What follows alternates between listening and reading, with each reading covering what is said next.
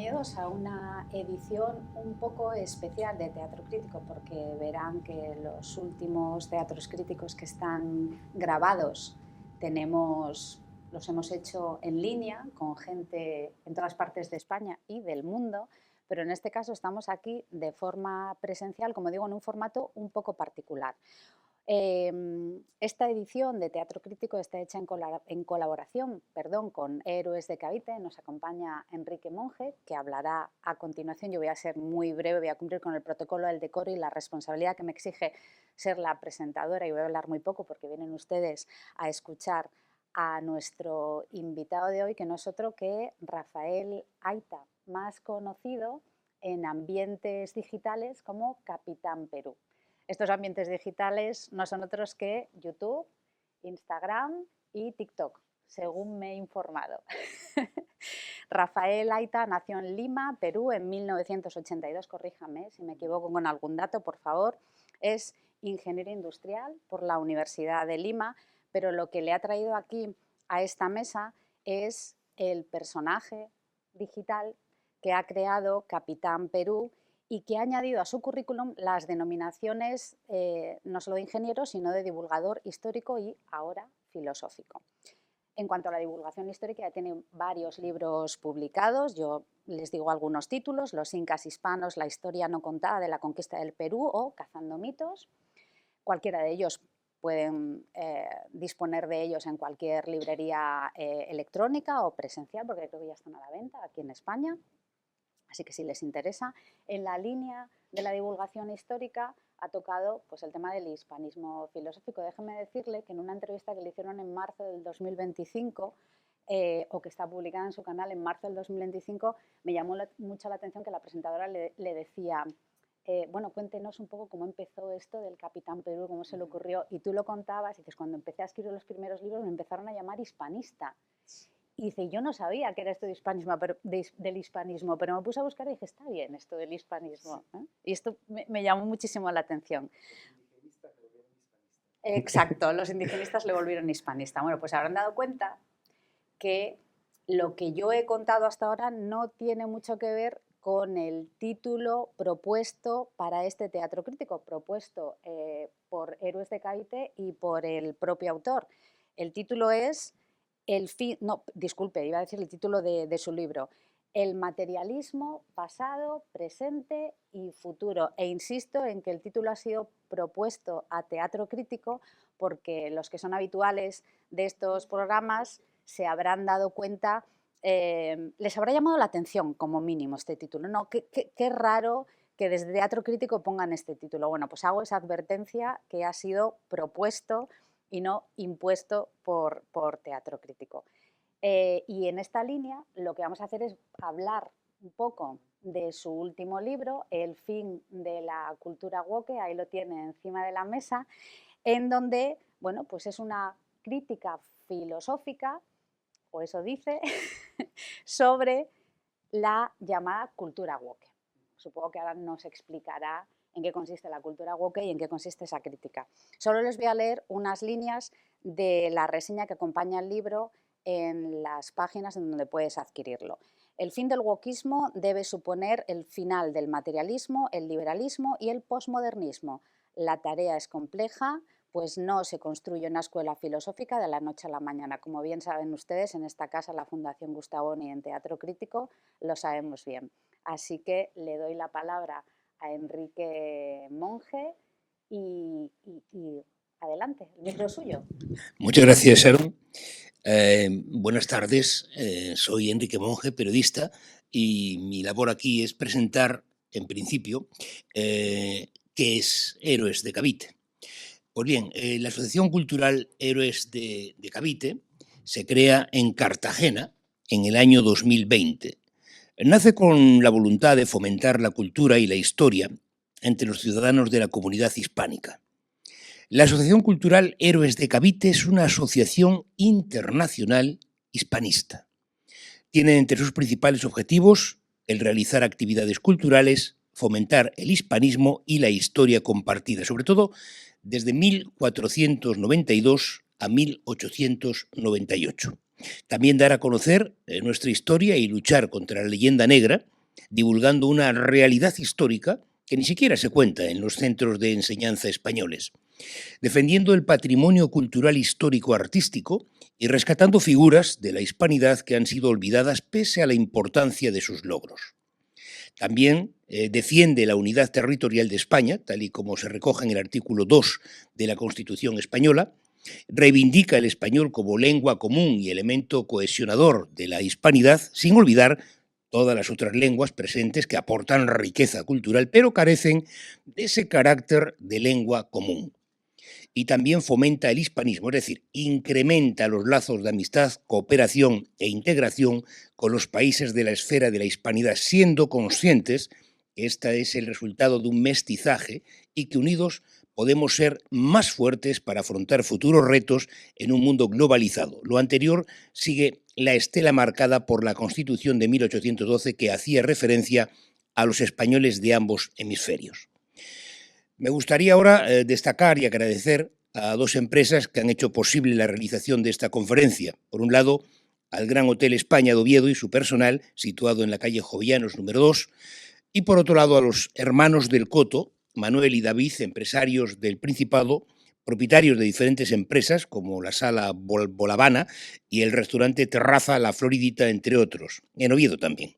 Y dentro de los límites marcados por todo lo anterior, la Asociación Héroes de Cavite, mantiene una estricta neutralidad política. Las ideas de sus socios, tanto políticas como religiosas, son absolutamente individuales. Muchísimas gracias y ahora pasamos ya a escuchar a nuestro querido Capitán Perú. Encantado. Muchas gracias. Un gran gusto de estar aquí entre ustedes con una ponencia que para mí es muy especial. De hecho, he elegido un tema especial solamente para el día de hoy. Como ya bien había mencionado anteriormente, me encuentro en una gira para presentar mi libro. Es la segunda gira que hago en España. La primera fue en el año 2023 para presentar el libro Los Incas Hispanos. Un libro con una orientación histórica, como bien también se ha dicho en la presentación. Este libro ya se aleja de la historia para entrar en un tema filosófico y político, porque sabemos que el tema de la cultura woke ha trascendido hacia lo social y lo político.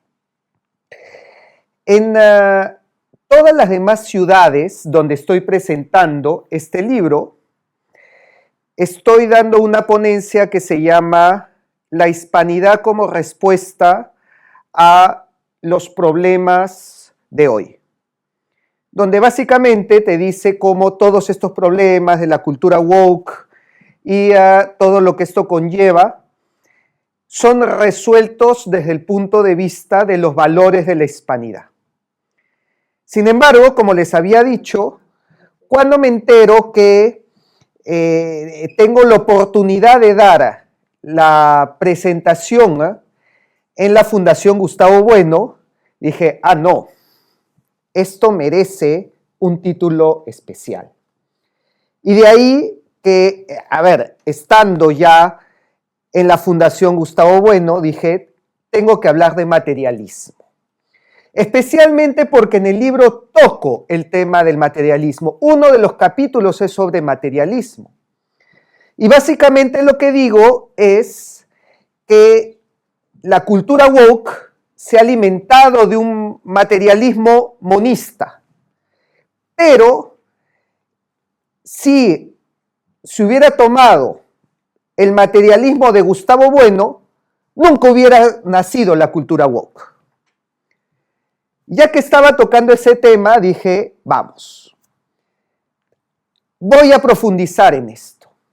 La presentación en la Fundación Gustavo Bueno tiene que profundizar en este capítulo, en cómo el materialismo, tal como lo veía Gustavo Bueno, hubiera evitado que surja este fenómeno que nos aqueja el día de hoy, de esta interpretación del pensamiento deconstruccionista y posmodernista de la cultura woke. Y de ahí viene el título: pasado, presente y sobre todo también futuro del materialismo. Pasado con la idea de dar un marco que seguramente ya todos conocen, pero que sirve para ubicarnos dentro de la línea que toco en mi libro y que quiero presentar el día de hoy. Y sabemos que el materialismo clásico, estoy hablando del materialismo en la época griega, nace como una respuesta al problema del cambio. Este debate entre Parménides y Heráclito. Parménides, que hablaba de la inmutabilidad de la esencia del ser, y Heráclito, que más bien hablaba acerca de la permanencia del cambio. Lo único constante es el cambio, ¿no? Entonces, dentro de este debate es que nace esta corriente de Leucipo, que introduce esta idea de los átomos moviéndose en el vacío, y Demócrito, que amplía la teoría de Leucipo. Y este punto de vista, si bien el día de hoy se nos presenta como un enfoque físico de interpretación de la naturaleza, en realidad iba acompañada de una filosofía. Una filosofía que bien podría resumir en la frase de Demócrito: solo existen los átomos y el espacio vacío. Todo lo demás es opinión. ¿Por qué me parece muy importante esta frase?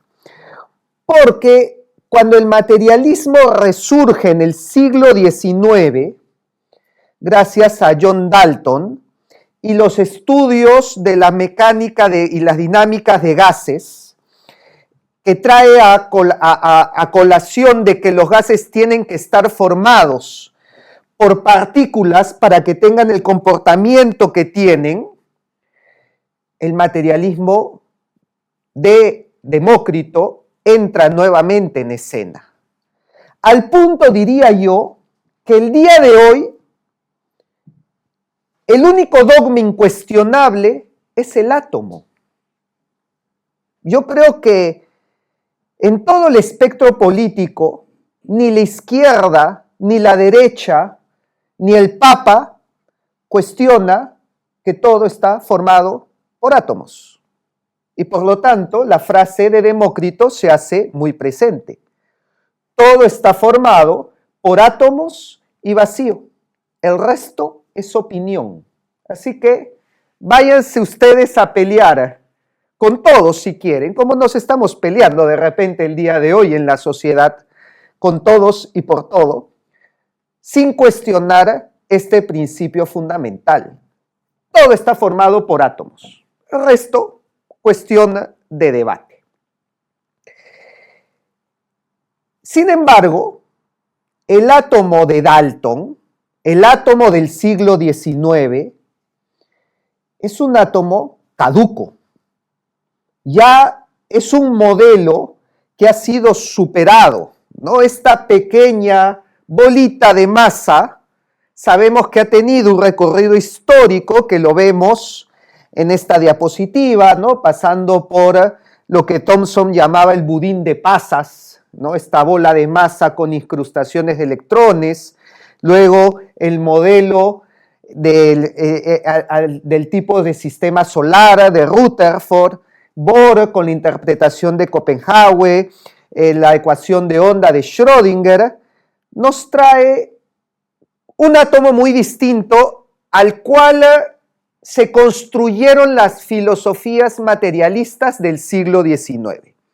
Y por eso es muy pertinente hablar del presente del materialismo. Entonces, ¿cómo entendemos hoy el materialismo bajo esta crisis que atraviesa el átomo, en donde el átomo ni siquiera es la partícula de masa que se había pensado originalmente? El átomo, de hecho, contradice su propio nombre. Átomo significa indivisible. El día de hoy sabemos que el átomo se puede dividir como efectivamente se ha dividido, porque está formado por otras partículas fundamentales, protones, neutrones y electrones. Y que estas partículas fundamentales tampoco son bolas de masa como se podían haber pensado originalmente, sino son distribuciones de ondas, nubes probabilísticas, en donde no se puede conocer ni la posición ni la velocidad exacta de la partícula al mismo tiempo.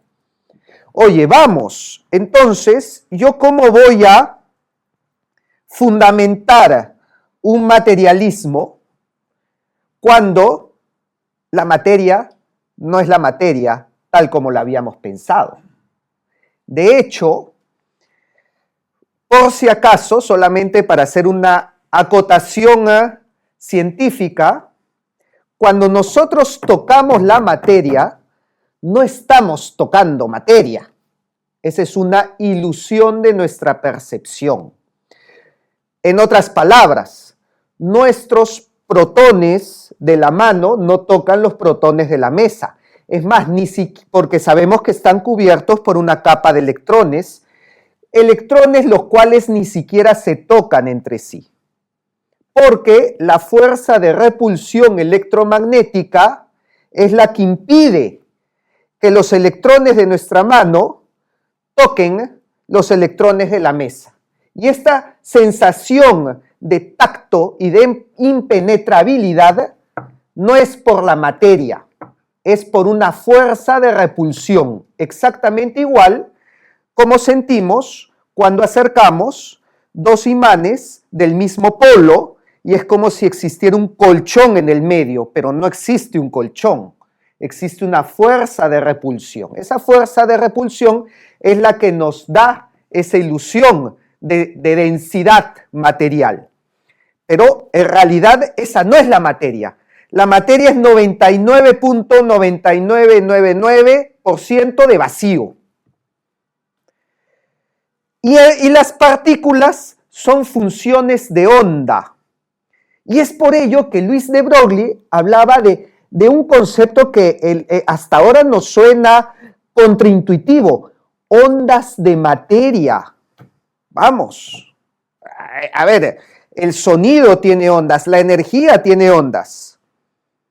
Pero, según Luis de Broglie, la materia viaja también como ondas, cosa que fue después corroborada en el experimento de la doble rendija de Jung, que también lo vamos a ver. Pero entonces, esto lleva a una crisis en el materialismo. El materialismo ya no se puede reducir a la materia física, tal como cuestiona Zizek en uno de sus libros. ¿Cómo hacemos ahora para hacer materialismo sin materia?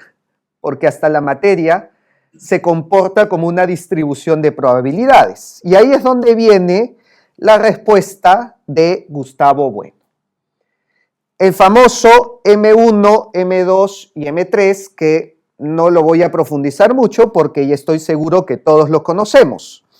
El M1, el primer género de materialidad, el mundo físico, las entidades corpóreas, pero también hay un M2, que es el segundo género, el mundo psíquico, nuestras experiencias subjetivas, y el M3, tercer género, el mundo abstracto, las entidades materiales no corpóreas, el lenguaje, las matemáticas. Ya no reducimos el materialismo a la pura masa. La masa quedó relegada al M1. E incluso yo diría que con los descubrimientos actuales, hasta ni siquiera debería estar en el M1, debería estar en el bosón de Higgs. Lo que otorga masa a la materia es el bosón de Higgs, ya lo sabemos el día de hoy. Si no, ni siquiera las partículas tendrían masa. Y bueno, este modelo se completa con el ego trascendental. La materia ontológica. El yo que organiza, que comprende estos tres géneros. Hasta acá creo que todos lo sabemos, todos estamos de acuerdo, pero quería profundizar en el M3. ¿No? ¿Qué significa? Mucho se habla del M3, se habla de esta materia no corpórea que es el lenguaje, que son las ideas, que son las creencias, el conocimiento científico, la formalización de la realidad. Pero ¿cómo entendemos hoy el M3 bajo la realidad científica de hoy, bajo los descubrimientos que se han realizado estudiando el pensamiento, la forma como organizamos nuestro pensamiento? Y esto me parece crítico, ¿por qué? Porque este es el punto que nos aleja del posmodernismo.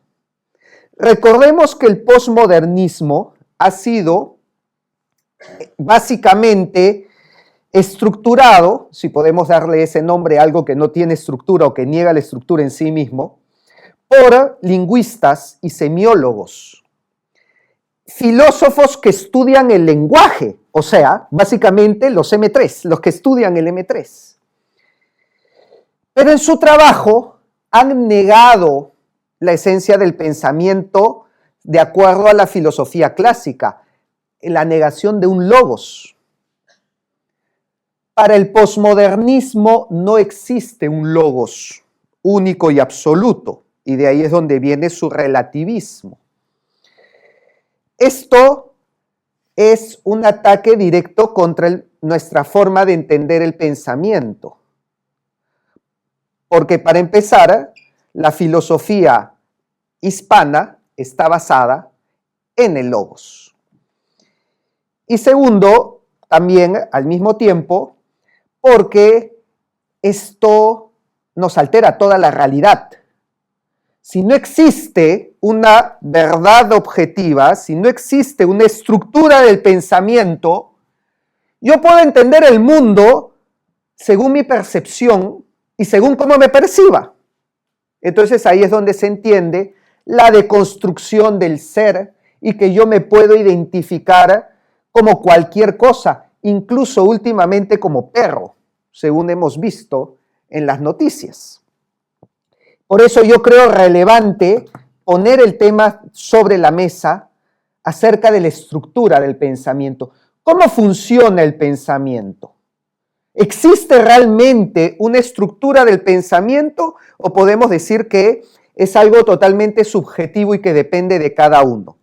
Bueno, aquí quiero citar a un artículo que lo pueden encontrar bajo este título, el cual se traduciría como el espacio semántico de Hilbert para la representación del aprendizaje de textos. Lo que estamos hablando, M3, cómo nosotros aprendemos textos, cómo nosotros interpretamos el lenguaje y la escritura.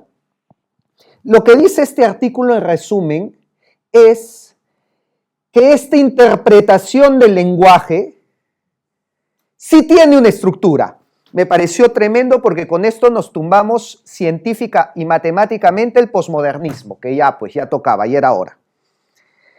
Y esta estructura, de acuerdo al artículo, es de un espacio de Hilbert.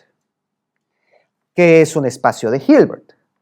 Un espacio de Hilbert es en realidad una herramienta matemática, es un campo vectorial que se utiliza mucho en física, especialmente en mecánica cuántica, otra vez regresando al tema de los átomos.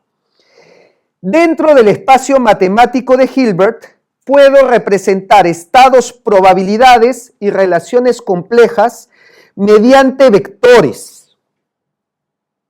Y por lo tanto, esto se aplica también al lenguaje. En realidad nació para entender la función de onda que estaba hablando.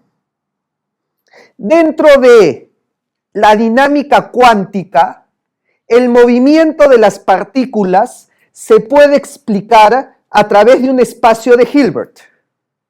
Lo que te está diciendo este artículo es que la forma como aprendemos y la forma como entendemos el lenguaje se puede modelar usando la misma estructura. Y para explicarlo mejor, voy a poner un ejemplo muy práctico. Cuando yo digo la palabra auto, cada uno va a generar en su mente una imagen de un auto. Esto es el famoso logos griego, la imagen mental de la palabra que yo tengo en mi cabeza.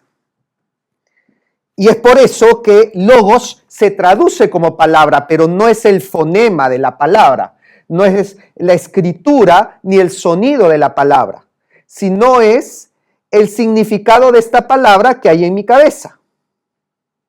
Pero los posmodernistas dijeron, tomando el mismo ejemplo de la palabra auto, yo en mi cabeza voy a pensar en un Ferrari. Otra persona pensará en una van. Otra persona pensará en un camión. Otra persona tendrá en su cabeza un auto familiar. Otra persona una pick-up. Y por lo tanto, no existe un logos. Porque cada uno va a tener una imagen mental distinta. Lo mismo lo puedo aplicar con la palabra mesa. O el ejemplo que usan los postmodernistas, y si no me equivoco lo usa Derrida, el color rojo. Si yo digo la palabra rojo, cada uno va a tener en su cabeza un tono distinto de rojo. Por lo tanto, no existe logos de rojo, porque va a depender de la percepción de cada uno. Pero esto no niega el logos. Acá hay un salto conceptual que en realidad es un salto al vacío. Las consecuencias las hemos visto con todos los problemas que hay ahora. Sino que cada tono de rojo es un vector dentro de este espacio matemático.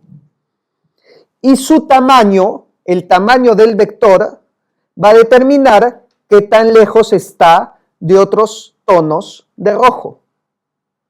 Y de repente, un vector más grande será el que lo una con el violeta, que tiene algo de rojo. Y más lejos estará el azul, que no tiene nada de rojo. Pero en nuestro pensamiento, no es que no exista una estructura. Todo lo contrario, existe una estructura matemática que se puede representar como este estado vectorial, en donde cada concepto va a tener más afinidad con otros. Cuando yo les diga auto, cada uno pensará en un auto diferente, pero esa idea, esa imagen del auto va a estar más cerca que la imagen del perro y va a estar más cerca que la imagen de planeta. Y por lo tanto, podemos expresar un espacio donde se distribuyen estos pensamientos, tal como muestra este ejemplo de espacio vectorial.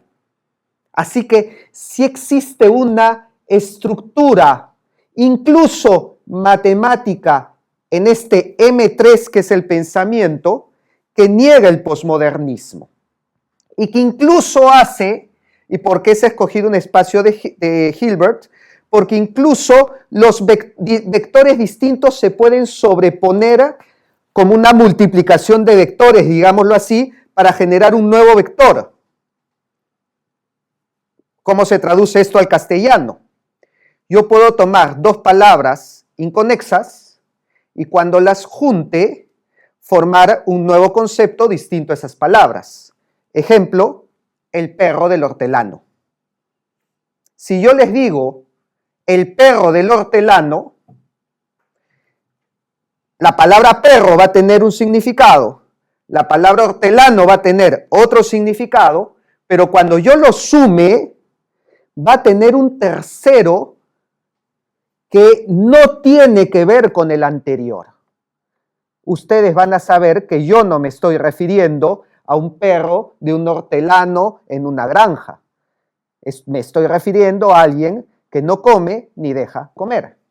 Igual, si yo les digo, estas personas viven en su torre de marfil, ustedes saben que me estoy refiriendo a algo simbólico. No es que viven en una torre hecha de marfil, viven en su propio mundo, separados de la realidad. Esta creación de conceptos funciona como una multiplicación de vectores. Y por lo tanto, podemos decir que el posmodernismo está equivocado en la interpretación del lenguaje. De ahí el fin de la cultura woke. Porque una de las bases de la cultura woke es la interpretación relativista del posmodernismo. Pero esto está siendo negado incluso a nivel matemático, que demuestra que sí existe un logos organizador donde cada palabra, cada concepto puede ser representado como un vector y los significados son estados estructurados que pueden colapsar de acuerdo al contexto y al significado que le vamos a dar en nuestra conversación. Pero la superposición semántica no implica relativismo, simplemente implica una forma distinta de hacer matemáticas. Implica un espacio vectorial, pero no implica subjetivismo pleno. Y por lo tanto, aquí nos alejamos de este relativismo posmodernista donde no hay un centro semántico, donde el significado es inestable y es mutable para darle una estructura, un significado que no va a ser determinista, va a ser probabilístico, pero tiene una estructura matemática.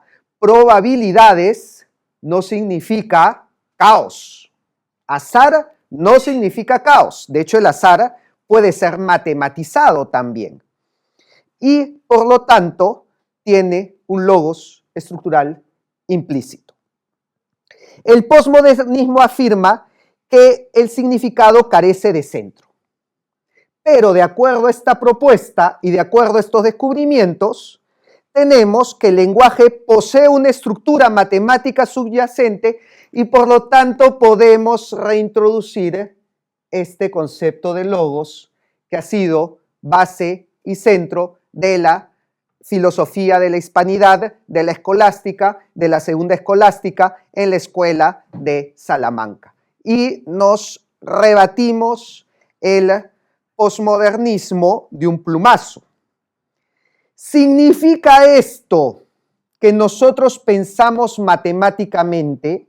Y esta es una conclusión muy fácil en la que podemos caer. Oye, Rafael, tú me estás diciendo que nuestro pensamiento es un espacio de Hilbert, es un campo vectorial que puede ser estructurado de acuerdo a algoritmos. Sí, y por lo tanto, una inteligencia artificial puede pensar entonces como un ser humano, de acuerdo a lo que estamos planteando acá.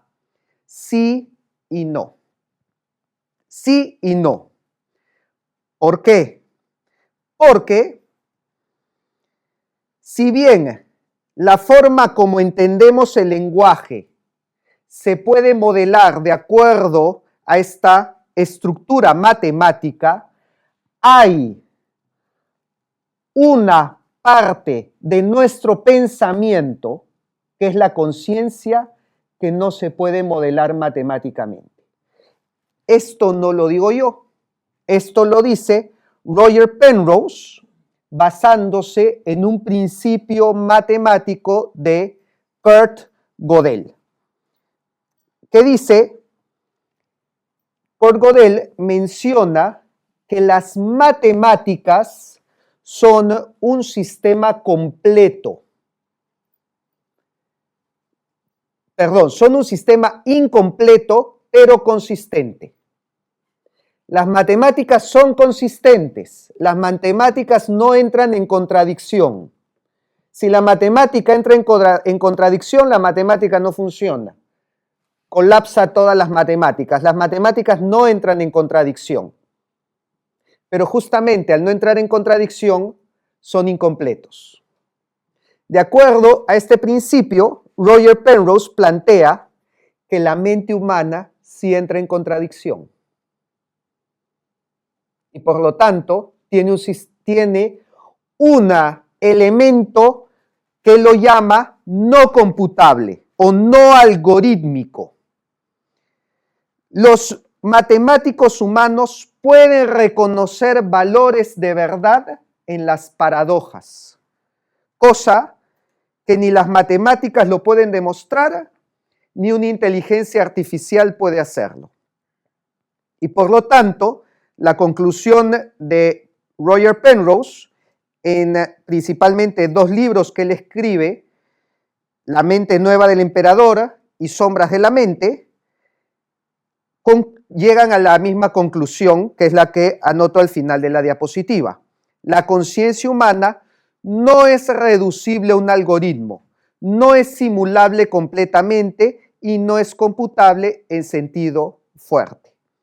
Por lo tanto, existe en la mente humana lo que se llamaría un delta de reflexión, o sea, un diferencial de insight, de conciencia.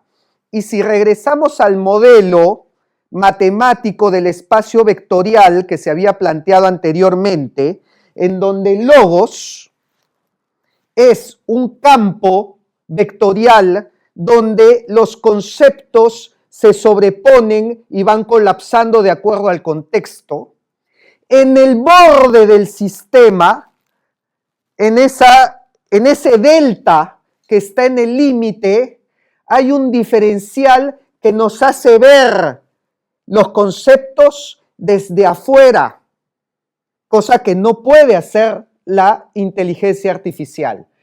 Dicho más simplemente, la inteligencia artificial procesa, pero no entiende. Nosotros procesamos y entendemos. Ahora, esto acá me parece algo maravilloso. Cuando yo leí esto, que ojo, esto yo no lo leí dentro de la filosofía o haciendo un estudio de la filosofía de Gustavo Bueno. Esto yo lo leí dentro de los estudios matemáticos que se están haciendo sobre la conciencia y sobre la mente. Y estoy seguro que por físicos y matemáticos que de repente ni conocen las teorías de Gustavo Bueno, porque la mayoría eran chinos que están estudiando esto. Pero yo leía estas conclusiones a las que llegaban y yo decía, este delta de reflexión, este elemento que está en el borde del sistema y que nos permite mirar dentro del sistema como cuando hacemos una reflexión, un insight hacia dentro de nosotros mismos. ¿Esto no es el ego? ¿Esto no es el ego trascendental? ¡Caramba! Oye, están llegando a lo que había dicho antes Gustavo Bueno. El sujeto que conoce, que organiza el conocimiento en una estructura donde la realidad son sistemas cognoscibles. Me pareció tremendo. Y es aquí, ya con este punto, que quiero partir al futuro del materialismo. O sea, porque se dan cuenta que todo el armar el rompecabezas nos está sentando las bases para un materialismo del futuro que no solamente borra, se pasa por encima el posmodernismo y el relativismo, sino también puede servir para sentar las bases de una filosofía de la hispanidad propia, autóctona de nosotros, sin tener que estar importando los modelos filosóficos de franceses, alemanes e ingleses. Esto ya lo había hablado antes, el modelo de la materia, que son ondas, que la materia existe como una superposición de estados, ¿no? El famoso experimento de la doble rendija que demuestra que un solo electrón no viaja como una partícula cuando no es observado, sino que viaja como una onda y atraviesa dos rendijas al mismo tiempo e incluso interfiere consigo mismo formando un patrón de interferencia tal cual lo hace una onda, el famoso gato de Schrödinger. Según esto, la materia tiene una naturaleza matemática. La partícula deja de ser ese punto de masa que todos pensamos y se convierte en una distribución de probabilidades, en una nube de superposición de estados, en donde ese electrón en realidad forma como una nube, como esta nube que vemos acá, donde existe una probabilidad que puede estar en cualquier lugar de la nube, y mientras más densa es la nube, más probable es que esté ahí, y mientras más lejos, menos densa, menos probable que se encuentre ahí. Y por lo tanto, la materia, este M3, son ecuaciones. La materia se modelan de acuerdo a una ecuación matemática. Y aquí yo me atrevería a ser todavía más transgresor y decir que el sustrato último de la materia es un sustrato matemático, antes que un sustrato de masa. ¿Y a qué nos lleva esto? Algo todavía más disruptivo. ¿Y qué pasa si hay una subversión del M3?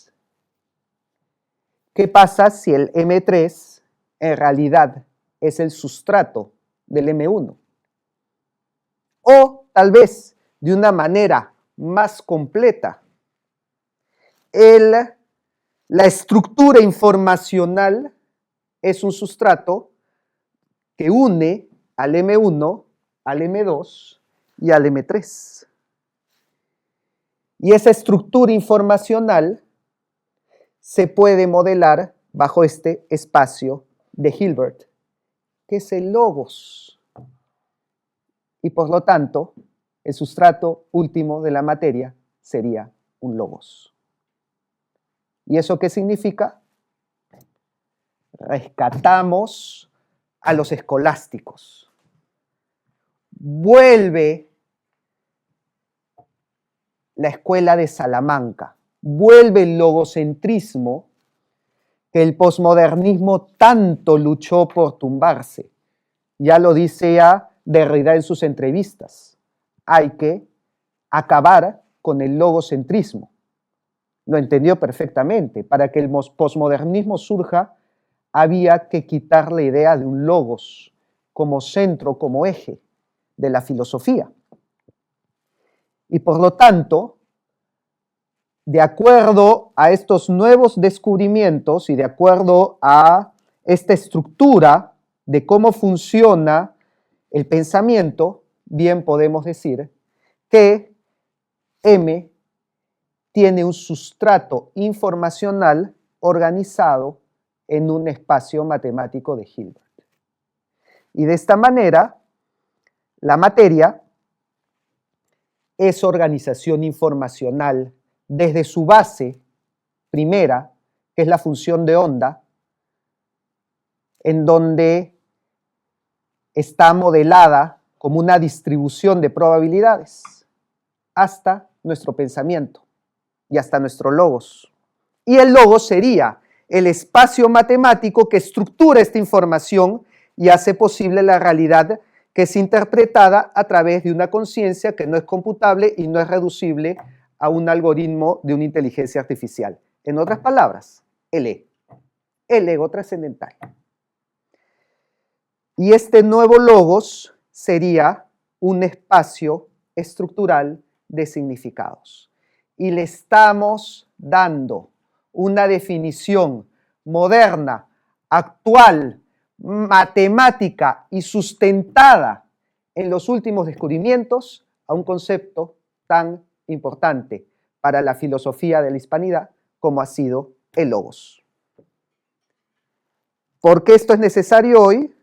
Porque esto fundaría, bueno, no fundaría, ya está fundado desde antes, pero esto consolidaría una filosofía que va de acuerdo con los valores de la hispanidad, con los valores que se han venido construyendo no solamente desde Gustavo Bueno, desde antes, desde la Escuela de Salamanca, desde Francisco de Vitoria, desde Juan de Mariana, e incluso tal vez desde antes. Actualizaría el logo, volvería a nuestras raíces escolásticas, pero compatible con la física, la biología, la informática actual y además con un respaldo matemático. Y además resolvería los problemas que el día de hoy nos traen la filosofía posmodernista, deconstruccionista, relativista, que ya vemos cómo ha llevado a un caos social que prácticamente nos está colocando al borde del colapso de la civilización. Y qué mejor forma de salvar el colapso de una civilización que volviendo a nuestras raíces hispanas. Y creo que este lugar tan solemne y que ha sido tan relevante para la filosofía hispana y para el legado de Gustavo Bueno. Porque yo creo que él es relevante precisamente por ideas disruptivas, autenticidad de su vida. Y ideas disruptivas que tuvo en su tiempo. Fue contra los modelos de su época y revolucionó el pensamiento. Y yo creo por eso que la mejor manera de honrar ese legado es continuando con nuevas ideas que rompan los modelos actuales y que además nos regresen a nuestras raíces de la filosofía de la hispanidad. Muchas gracias.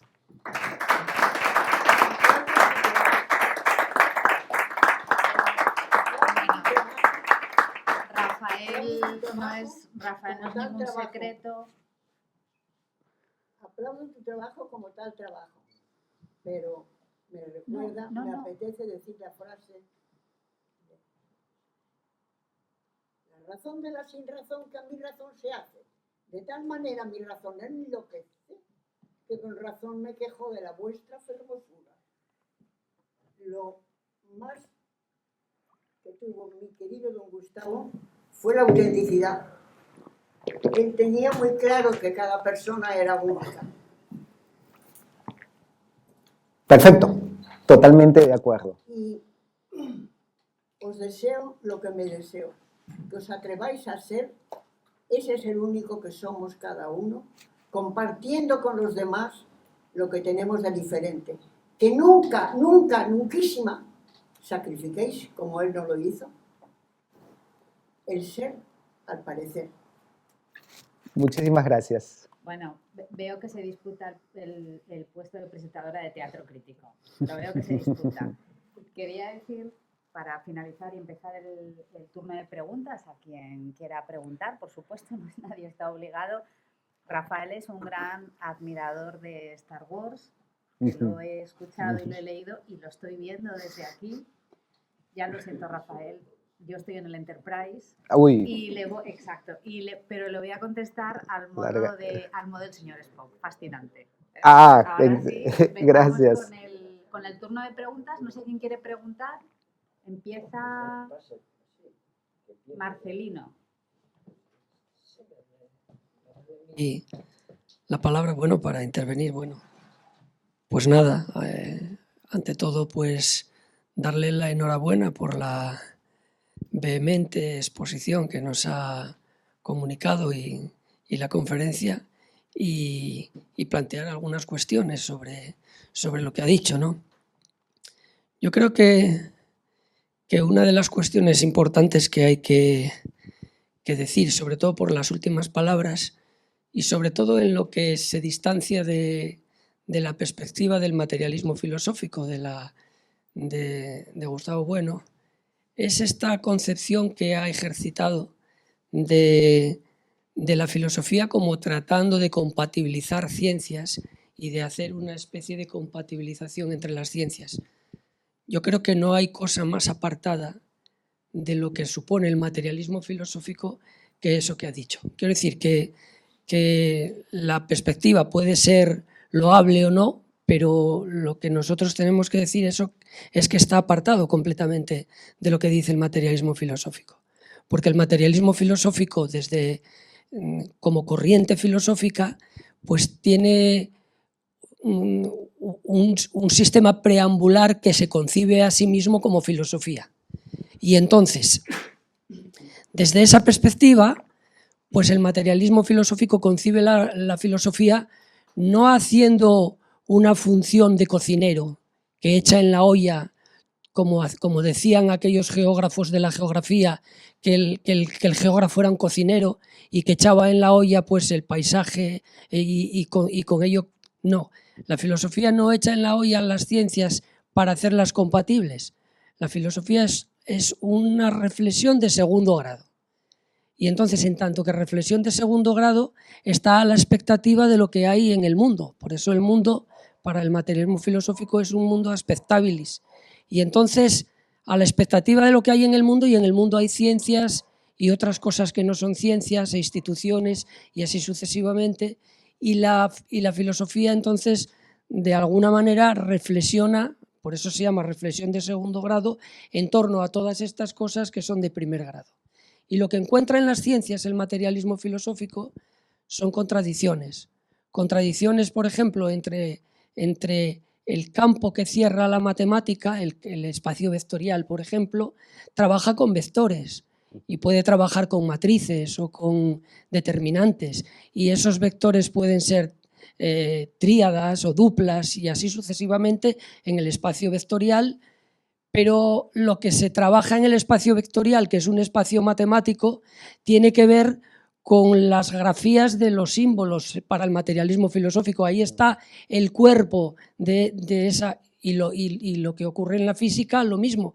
Y la física ni siquiera es unitaria, porque no es lo mismo la mecánica que la cuántica, porque se mueven a escalas completamente diferentes, ni que la astronomía, aunque los modelos sirvan para aplicarse de unas a otras, pero la escala cambia completamente. Entonces, yo creo que ha estado ejerciendo una concepción que puede ser confusa del materialismo filosófico respecto a la noción de filosofía que tiene, porque la filosofía no trata de aunar nada. La filosofía trata de reflexionar sobre lo que se da en el mundo, y en el mundo también se dan corrientes filosóficas de pensamiento, nematológicas, etcétera, como el posmodernismo. Puede que su posición coincida en el ataque al posmodernismo, lo cual es loable y comparto, como lo hace el materialismo filosófico, pero desde una perspectiva completamente distinta. Eso por una parte. Y en segundo lugar hay otra cuestión que es muy importante, importantísima, porque el materialismo filosófico, en cuanto que construcción ontológica, pues tiene una serie de ideas matriciales, que son la idea de M, materia ontológico general, la idea de M sub I, que es la idea de mundo, con un mundo, un M sub 1, que es el mundo primogenérico que nosotros llamamos, que podríamos analogarlo al mundo corpóreo, el mundo M sub 2, la materia segundo genérica y la materia tercio genérica, que son las matemáticas. ¿Y qué ocurre aquí? Que en la exposición que ha puesto, ya en la idea de logos que ha manejado, pues hay cierta sospecha de que también se aparta completamente del materialismo filosófico, a pesar de haberlo reivindicado. Porque el materialismo filosófico, una de las características ontológicas fundamentales que tiene es, por una parte, la negación del atomismo, pero a la vez la negación del continuismo. Y entonces la idea de logos, aquí está el problema. El posmodernismo, desde luego que estamos de acuerdo con usted, porque es el atomismo y hay que negar el atomismo. Pero lo que hay que negar también es el continuismo. Y la idea de logos seguramente es una de las ideas continuistas que hay. Solo que la diferencia está en que su perspectiva lo que ha hecho es pasar por encima de esa idea discontinuista que tiene el materialismo filosófico, que es el pluralismo M1, M2, M3, y haber querido reducirlo todo a M3, con ese espacio matemático que convierte en logos. Que nada tiene que ver ese logos es la matemática. Y entonces, claro, si lo reducimos todo, entonces volvemos a caer en el monismo del que al principio de la conferencia estaba hablando. Bien. ¿Qué más cosas se podrían decir? Pues que en el ejercicio también de la ponencia se han colado una visión dualista del mundo, donde estaría el objeto y el pensamiento. Y ese pensamiento se ha hecho, en cierta manera, a través de un supuesto mentalista. Constantemente ha estado hablando de la mente, pero es que la mente no hay tal mente por ninguna parte desde la perspectiva del materialismo filosófico. Y bueno, lo cierro aquí para dar paso a otra gente que quiera intervenir. No, solo otra cosa. Y luego, esta cosa es una cuestión puramente oligofrénica. No hay tal escuela de Salamanca. La escuela de Salamanca no existió históricamente. Eso es un anacronismo. La gente que estaba, Vitoria y Soto y todos los que estaban en Salamanca se concebían pues como dominicos o como... Pero no hay esa idea de escuela de Salamanca a la manera como hay, por ejemplo, la escuela de Frankfurt o como hay el Círculo de Viena. La escuela de Salamanca no, eso es un anacronismo. No hay tal escuela. Nada más. Gracias. Gracias por sus observaciones. Sí es cierto que, digamos, seguramente existan conceptos que se alejen, incluso que difieran, considero que no sustancialmente o tal vez sí, no lo descarto. Creo que todavía es un tema a debate, no sería yo ni categórico ni concluyente. Sin embargo, al mismo tiempo, yo sí considero que si bien la filosofía no debe ser, pues, o más bien dicho, el filósofo no debe ser un mago que mete en su caldera algún brebaje utilizando física, química, biología para tratar de hacer magia. Obviamente eso se aleja totalmente de la filosofía. Yo sí creo que la filosofía debe mantener una correspondencia con la realidad. Querámoslo o no. De repente no nos guste. De repente usted me puede decir, no, la filosofía sigue su propio rumbo y no necesita mantener ninguna correspondencia con la realidad. Perfecto. Posición respetable. Pero para mí esa es una filosofía o es una corriente que está condenada a la extinción. Como todas las filosofías que se han extinguido cuando han perdido un correlato con la realidad.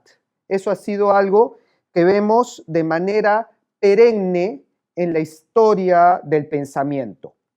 Si de alguna manera se abandonó un corpus tan sólido como el de Aristóteles, ¿en qué momento fue? Cuando la física de Aristóteles perdió correlación con la realidad. Cuando nos dimos cuenta que un cuerpo que es más pesado ya no va a caer más rápidamente al suelo por ser más pesado. Cuando nos dimos cuenta, a partir de Newton, que no existía un mundo supralunar y un mundo sublunar. Vamos, si yo voy a armar una filosofía que me va a decir el mundo en el espacio se mueve porque el mundo supralunar es perfecto y es idóneo y no está sometido a las leyes del planeta Tierra, obviamente nadie me va a hacer caso ya el día de hoy. Discúlpeme, déjeme terminar mi idea. Yo no puedo hacer filosofía que no tenga un mínimo correlato con la explicación del mundo que nos dan las evidencias. Estoy de acuerdo de que No vamos a meter física, química y biología en un caldero y tratar de sacar de ahí una filosofía, pero sí considero relevante, al menos para que nos escuchen, mantener el correlato con la evidencia que está demostrada hasta el momento, no hay nada demostrado eternamente, la evidencia que está demostrada hasta el momento por las ciencias duras, las físicas, las matemáticas, las ciencias naturales. Y eso incluye la física. Si bien no existe una unicidad en la física, como mencionó, y el mundo nuclear, el mundo atómico, el mundo cuántico, se mantiene irreconciliable con el macromundo, con el macrouniverso, y no se pueden empatar las fórmulas de la física nuclear con las fórmulas relativistas que explican el movimiento de las galaxias, la gravedad y el macromundo. Eso no significa que la física como ciencia ha renunciado a la unicidad de la física. De hecho, es todo lo contrario. El fin último de la física del día de hoy es encontrar una teoría de la gran unificación. No me lo puede negar, es una realidad. Me dirá que es algo iluso de repente, que no existe una unificación de la física. Pero es lo que se está buscando, la unificación de las cuatro fuerzas. Pero eso es un desideratum. Y ¿Lo eso no es considera física usted? actual. No lo considero yo, es que es un desideratum. ¿Dónde está esa unificación? Está en búsqueda. Bueno, claro.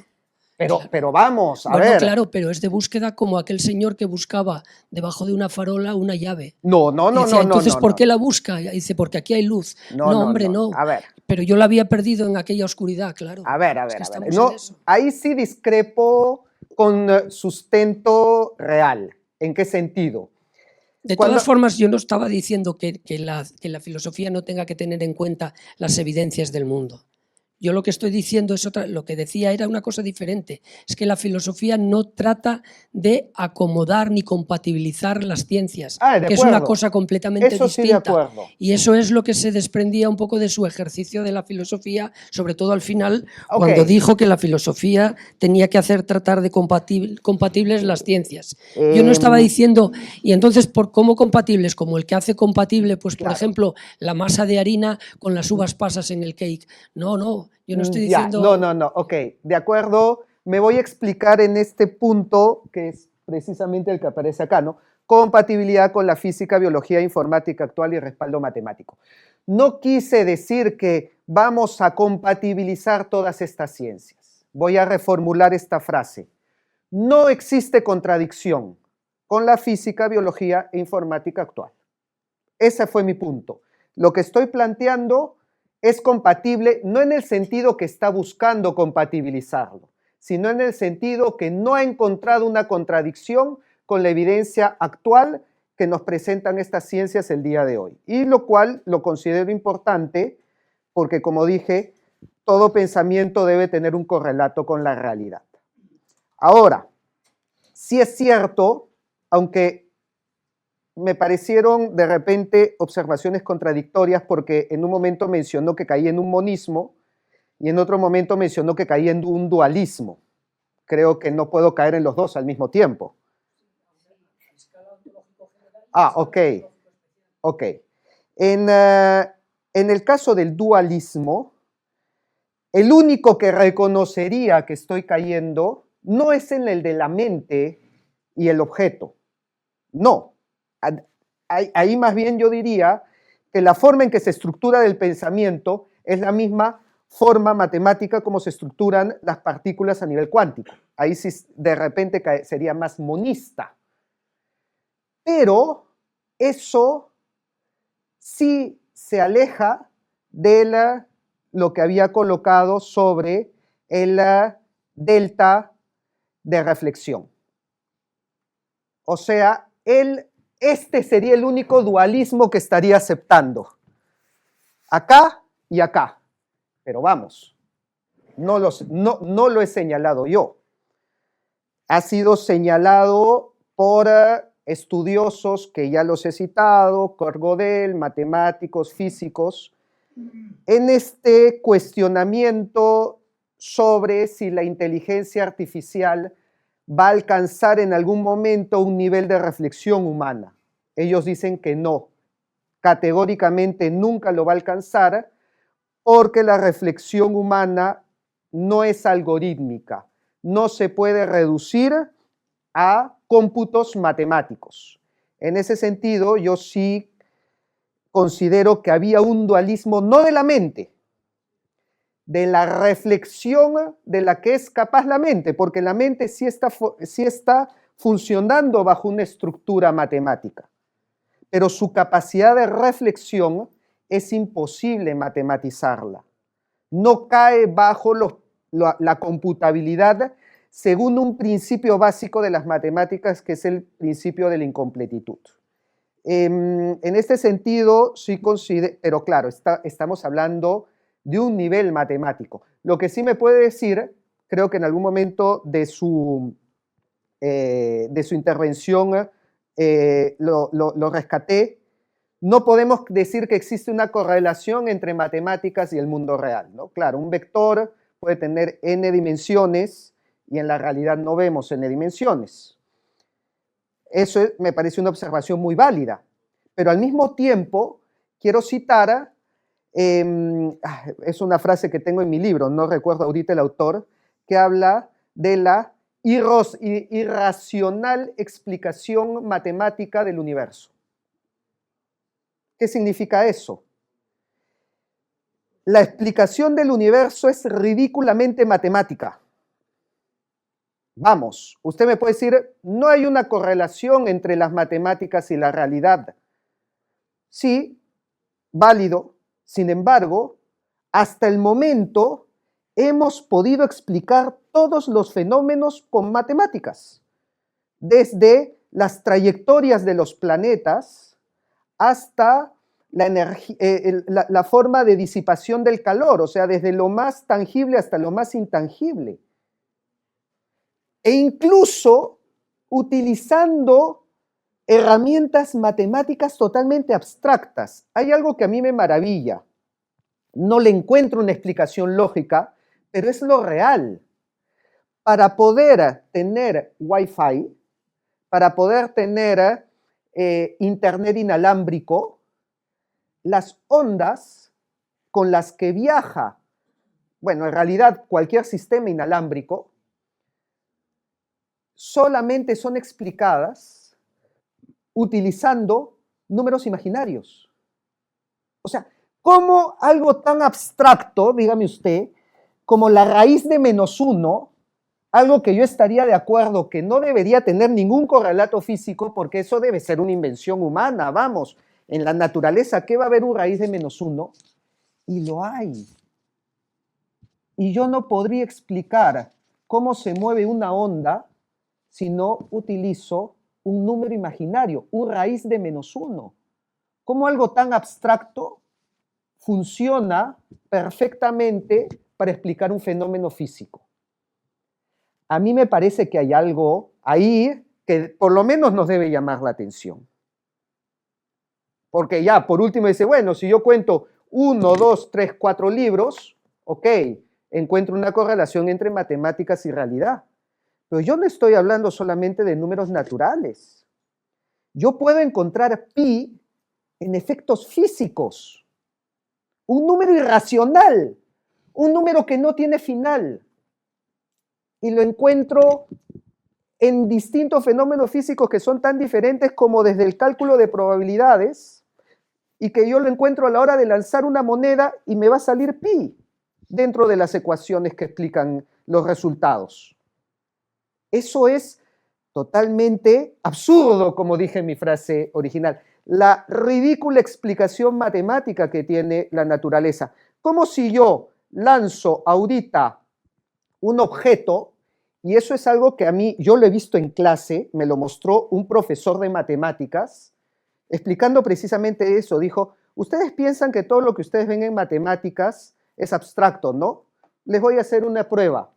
Y utilizando una ecuación de una parábola, dibujó una parábola en la pizarra. Dijo, a ver, punto 1, punto 2, una ecuación básica, y es igual a x², ¡pum!, me sale esta parábola. Tomó una tiza, la lanzó y la tiza siguió la misma curva de la parábola. Yo me quedé frío. Yo dije, acá hay algo matemático que no puedo divorciarlo de la realidad. Por más que nos parezca que las matemáticas son totalmente abstractas y la realidad es tangible y que las matemáticas pueden tener una explicación aproximada de la realidad, no vemos explicaciones aproximadas. Vemos que pareciera que el universo es escrito utilizando lenguaje matemático. No quiero decir que es una simulación, no lo voy a decir, pero al menos todos los fenómenos del universo yo los puedo describir con lenguaje matemático. Y ya, vamos, si eso de alguna manera no debe hacernos mezclar este brebaje que había dicho, a ver, vamos a formar pues una filosofía juntando distintas ciencias que de repente ni siquiera conversan entre sí. Yo creo que sí se debe tomar en cuenta en algún momento para formar un pensamiento que nos haga entender la realidad. Ahora, no es que yo lo esté buscando formar o compatibilizar o juntar un cuadrado dentro de un triángulo. Pero cuando yo encuentro que uno de los conceptos de logos, una de sus definiciones, es la de las proporciones matemáticas, creo que lo mínimo que puedo hacer es admirarme. Bueno, pues muy bien, después de haber escuchado a usted y haber escuchado este diálogo que ha mantenido con mi compañero Marcelino, se me ocurre decir lo siguiente. En primer lugar, de verdad, agradezco sinceramente pues su intento de acercarse a una escuela que usted mismo reconoce que se las trae, ¿no? Es decir, que tiene un sistema que no se puede dominar en poco tiempo, ¿eh? Sí. Y yo puedo reconocerle a usted pues que ha hecho un primer contacto y le animo a que no lo deje ahí, que siga, porque la obra de don Gustavo es muy importante y la cantidad de autores que usted cita pues también lo son, y además decirle que desde nuestra óptica el punto de arranque es eso también, ¿eh? Bueno, vamos a hacer, yo me voy a ceñir ahora a tres asuntos. En principio, claro, la clasificación que ha hecho usted sobre materialismo, el pasado, presente y en primer lugar, eso sí es verdad que ha hecho pues un recorrido pero que, claro, cuando ha considerado que el origen del materialismo pues está en Leucipo y Demócrito, y que luego de ahí ha pasado usted al siglo XIX, pero ha reconocido, claro, que Demócrito habla de unos átomos indivisibles, que nada tiene que ver con el atomismo que cierra categorialmente como una física pues, de partículas, claro. Pero yo le podría indicar que acaso está más cerca del, bueno, con una abismal diferencia, ese pasado, acaso hay un personaje que no ha citado que es Epicuro, sí, que toma los átomos de Demócrito y precisamente dice que dentro de los átomos hay partes mínimas y que además hay un clinamen, es decir, que no son estáticos, o sea, que cambian. Y esto lo hace Epicuro porque tiene un trasfondo antropológico y claro, pues son las almas, claro. Las almas también están hechas de átomos y tiene que darle esto. Bueno, pero sencillamente que nuestro sistema es absolutamente crítico, como ya se ha dicho aquí, con contra ese atomismo, nada tiene que ver con él. Y con ese materialismo que podríamos llamar, pues, eso, burdo, mecanicista, que no tiene en absoluto que ver. Bueno, pero ahora me voy a meter en otro asunto que me parece a mí que está en la base de la confusión. Y es que usted ha mezclado, podríamos decir, tratamientos que nosotros llamamos noseológicos, filosofía de la ciencia, con tratamientos ontológicos, teoría de la realidad. Y entonces vamos a empezar muy rápidamente por un asunto. Usted ha insistido poderosamente en el valor que tienen las matemáticas, porque de alguna manera pues están, la naturaleza pues está escrita en términos matemáticos. Yo recuerdo que estas eran el punto de vista de Galileo, cuando decía, la naturaleza está escrita en términos matemáticos. Y entonces, pues, podríamos decir que la verdad está en las matemáticas. Bueno, en nuestra escuela, para distinguir la posición de Galileo de otros que consideran que no, que lo que hay, que la ciencia lo que hace, por ejemplo, pues eso, Francis Bacon, ¿no? Es describir hechos a secas, ¿no? Y pues a Galileo lo tipificaríamos de teoreticista, y su posición se acerca mucho a la de Galileo. Es decir, como la naturaleza está escrita en términos matemáticos, pues ya está, aprendemos matemáticas y entonces pues ya resolvemos la realidad. Pues bueno, eso es teoreticismo para nosotros. ¿Y esto qué quiere decir? Que no hay una sola posibilidad. Y la otra posibilidad contraria es el descripcionismo. No son las matemáticas, son los hechos, es la observación. Es decir, que observamos y entonces pues describimos lo que vemos. Es el empirismo inglés, ¿verdad? Francis Bacon y de ahí pues Locke, Hume, etc. Viene Newton y dice, no, la verdad está en la adecuación entre matemáticas y hechos. Y da un paso importante. Pero desde nuestra escuela, pues, no podemos en absoluto creer que el vínculo de los sujetos, mejor dicho, de los sujetos operatorios, de los sujetos noseológicos, con la realidad sean ni a través solamente de las matemáticas, ni a través solamente de los hechos, ni de la adecuación, sino que nosotros el profesor Bueno, en su famosa teoría del cierre categorial, que no ha sido invocada aquí, desarrolla una doctrina que consiste en decir, la relación entre hechos y teorías matemáticas es diamérica. Hay que descomponer los hechos en partes, hay que descomponer las teorías matemáticas en partes y conectar hechos con teorías y teorías con hechos.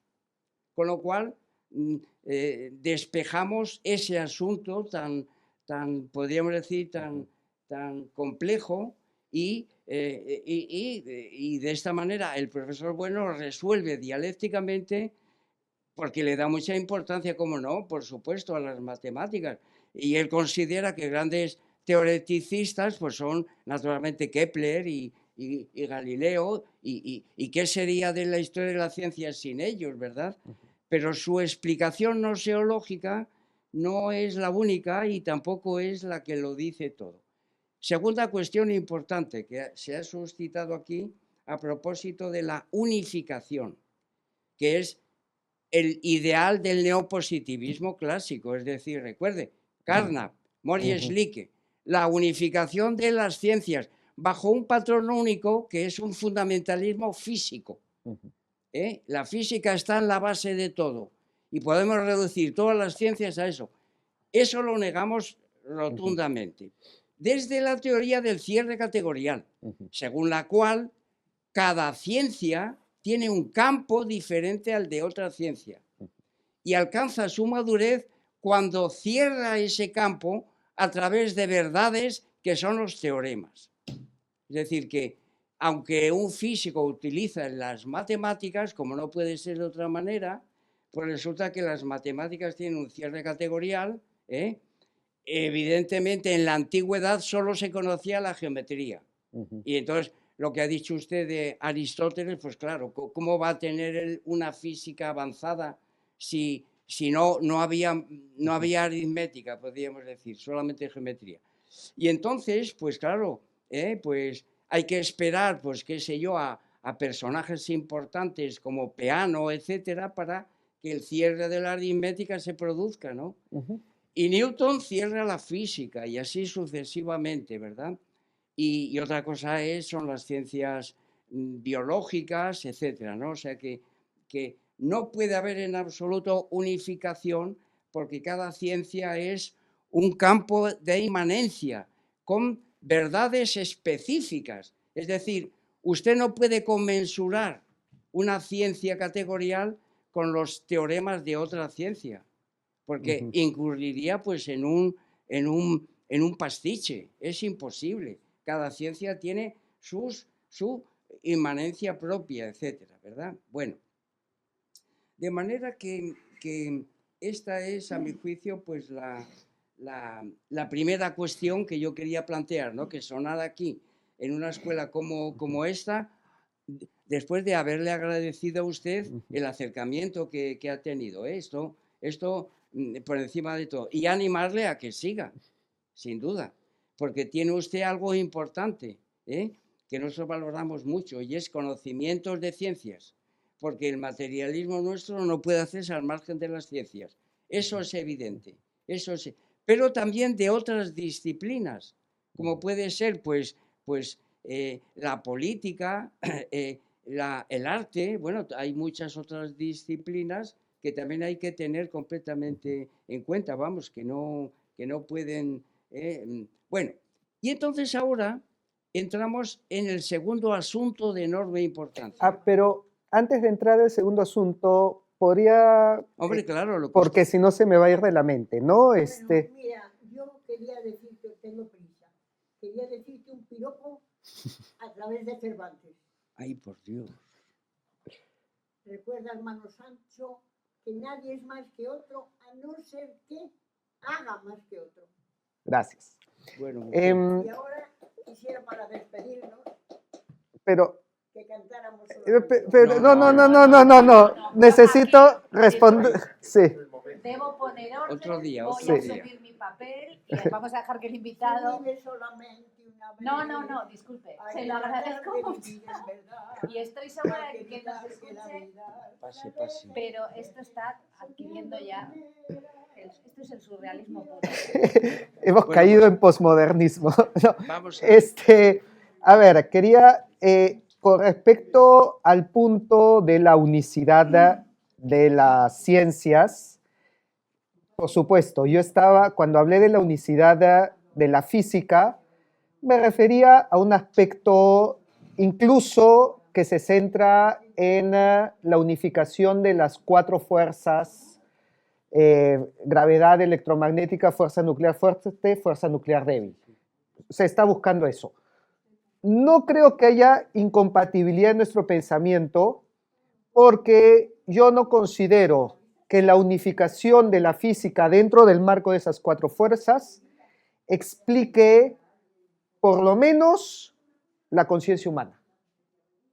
Y por lo tanto, las demás ciencias derivadas del estudio de la mente, como la filosofía, como la estética, como la psicología, no van a seguir los mismos principios, ni van a ser cerrados, ni van a ser explicados por la unificación de la física. Creo que en ese punto podríamos decir que no entramos en contradicción. Muy bien, pues ya está. Entonces, si hemos conseguido eso, en principio, bien. Sobre el primer punto que me mencionó, de hecho, me da pie a preguntarle, porque es un punto en donde yo tengo muchas dudas. Vamos a ver. Que es precisamente la correlación entre la fenomenología, ¿no? El hecho y la interpretación del hecho. De repente a mí, y eso sí lo reconozco, acá me jala mucho más la ingeniería, y sí es verdad que que puedo caer en una, digamos, supremacía del pensamiento físico-matemático y de repente me vaya por ahí. Pero en algo que yo no he mencionado en esta presentación es en que la observación colapsa la función de onda. Ese es un fenómeno físico. Había dicho que las partículas se mueven como ondas, pero al observarlas, la onda colapsa en partícula y toda esa nube de probabilidades que había explicado toma un solo valor a través de la observación. ¿Por qué no lo había mencionado? Porque esto es un tema tabú para la física. Yo sé que el día en que yo diga que con la observación colapso la función, que con la conciencia colapso la función de onda, ese día me dan una patada en cualquier academia y en cualquier instituto científico. No se puede hacer, y afirmar eso es herejía dentro de la física. El día de hoy.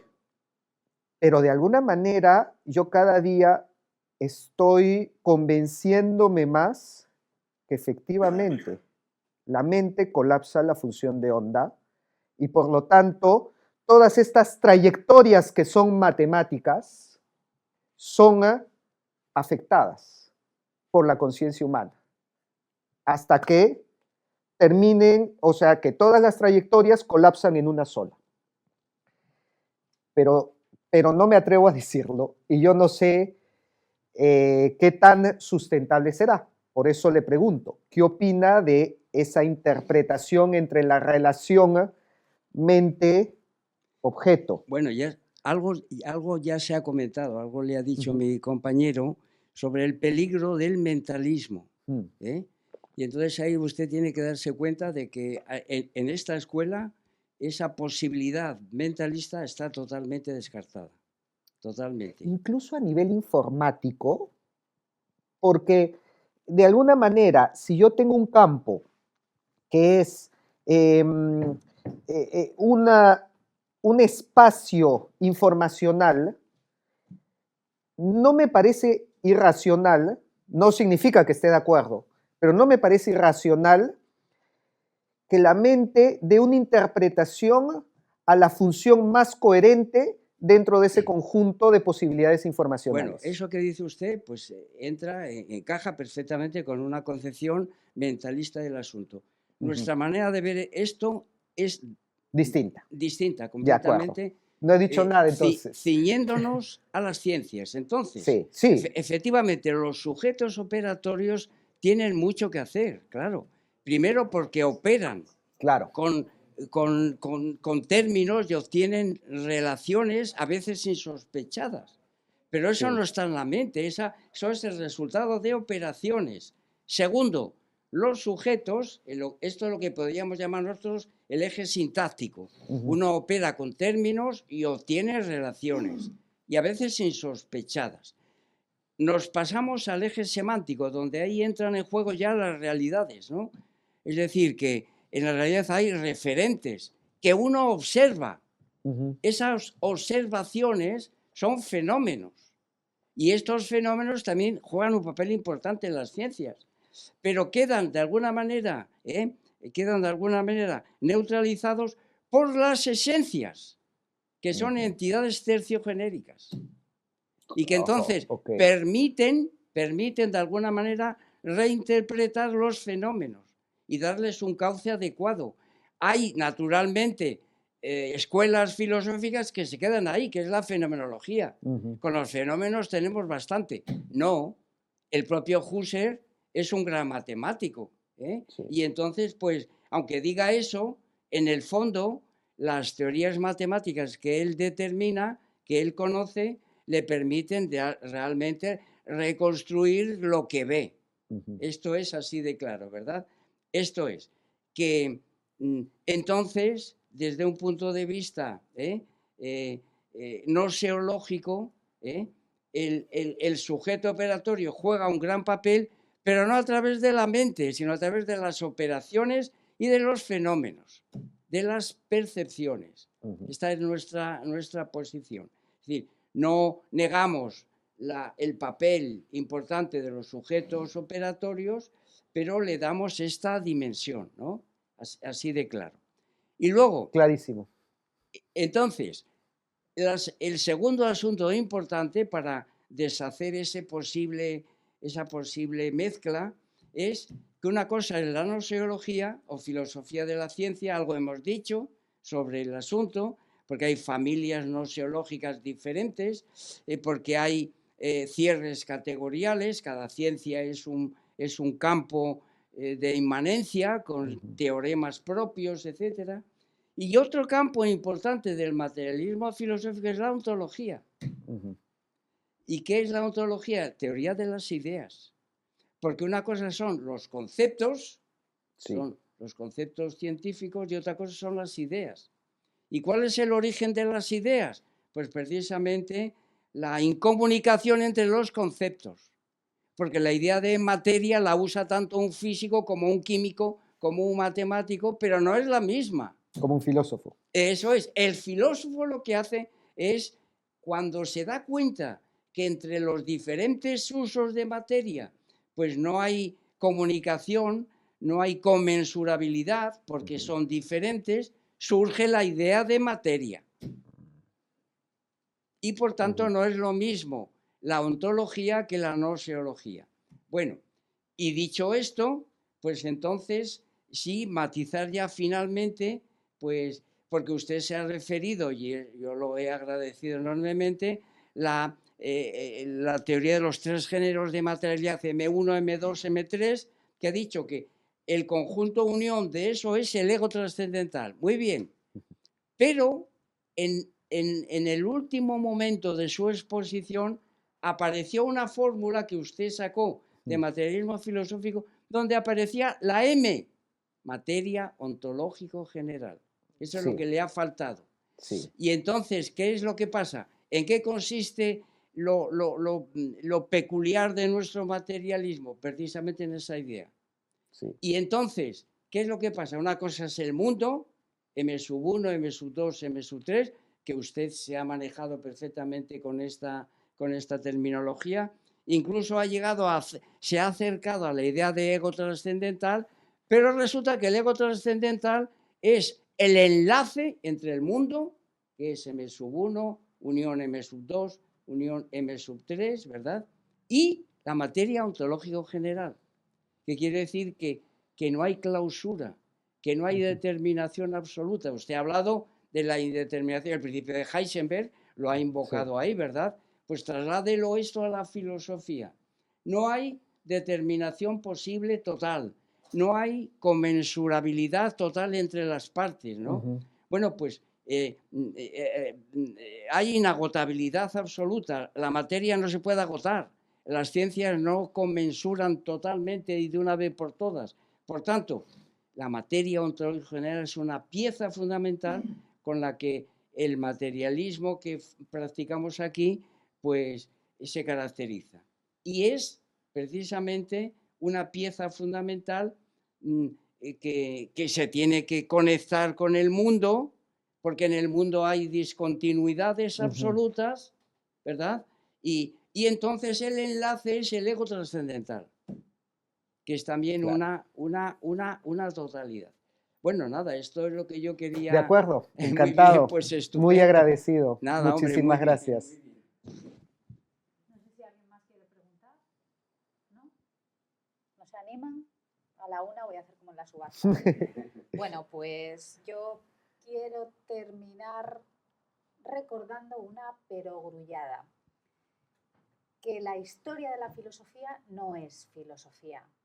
Que se pueden conocer a muchos autores, pero eso no es hacer filosofía. Para hacer filosofía tienes que estar dentro de un sistema.